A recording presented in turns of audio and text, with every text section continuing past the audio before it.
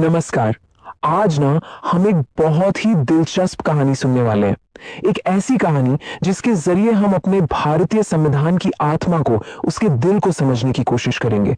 तो चलिए बिना देर किए शुरू करते हैं। तो कहानी शुरू होती है एक छोटे से कस्बे ज्ञानपुर से और हमारे हीरो का नाम है आर्यन, एक बहुत ही होनहार छात्र। अब आर्यन की सोचना संविधान को लेकर कुछ वैसी ही थी जैसी शायद हम में से कई लोगों की होती है। तो हुआ ये कि स्कूल में संविधान दिवस यानी 26 नवंबर के लिए एक स्पीच कंपटीशन का ऐलान हुआ और आर्यन के दिमाग में सबसे पहला सवाल क्या आया? अरे, संविधान तो बस कानूनों की एक मोटी सी किताब है, इसमें ऐसा नया क्या है जिसके बारे में बोला जाए? उसे लगा कि ये तो एकदम ड्राई सब्जेक्ट है, नियमों और कानूनों का एक बोरिंग सा कलेक्शन बस। लेकिन कहानी में ट्विस्ट तो आना ही था। उसका ये जो नजरिया था ना, वो बहुत जल्द बदलने वाला था और ये बदलाव आया उसके टीचर की एक छोटी सी पर बहुत गहरी बात से, और यहीं से आर्यन की असली जर्नी शुरू होती है। अब जरा इस बात पर गौर कीजिए, टीचर ने क्या कहा? बेटा, संविधान सिर्फ कानूनों का कलेक्शन नहीं है, ये भलाई का विधान है। सोचिए जरा, भलाई का विधान मतलब एक ऐसा कानून जो सबकी भलाई के लिए बना हो। बस इसी एक लाइन ने आर्यन के सोचने का पूरा तरीका ही बदल दिया। अब उसके मन में एक जिज्ञासा जागी। इसी सोच के साथ वो सीधा लाइब्रेरी पहुंचा और उसने संविधान की प्रस्तावना प्रीएम्बल पढ़ना शुरू किया। और वो जो पहले शब्द है ना, हम भारत के लोग, इन शब्दों ने तो जैसे उस पर जादू कर दिया। उसे ऐसा लगा मानो संविधान की किताब खुद उससे बात कर रही हो, कह रही हो कि मैं तुम्हारे अधिकारों का रक्षक हूं, तुम्हारे कर्तव्यों का रास्ता हूं। और इसी नई समझ के साथ आर्यन ने संविधान के उन 4 मजबूत स्तंभों को खोजा जिन्होंने उसके नजरिए को हमेशा हमेशा के लिए बदल कर रख दिया। तो सबसे पहला पिलर था न्याय। और आर्यन को समझ आया कि न्याय का मतलब सिर्फ कोर्ट कचहरी नहीं होता। इसका मतलब है हर एक नागरिक को सामाजिक, आर्थिक और राजनीतिक तौर पर बराबरी देना। यह वो तराजू है जो समाज में एक बैलेंस बनाकर रखता है। दूसरा पिलर था स्वतंत्रता, मतलब लिबर्टी।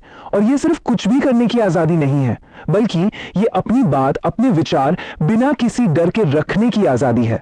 अपने धर्म को मानने की, अपना रास्ता खुद चुनने की आजादी, यह हमारा फंडामेंटल राइट है। फिर आया तीसरा और बहुत जरूरी स्तंभ, समानता, इक्वालिटी। मतलब संविधान की आंखों में कोई भी छोटा बड़ा नहीं है। कोई फर्क नहीं पड़ता कि किसी का जन्म कहां हुआ, जाति क्या है, धर्म क्या है या लिंग क्या है। कानून के लिए सब बराबर हैं। और आखिर में चौथा स्तंभ, बंधुत्व।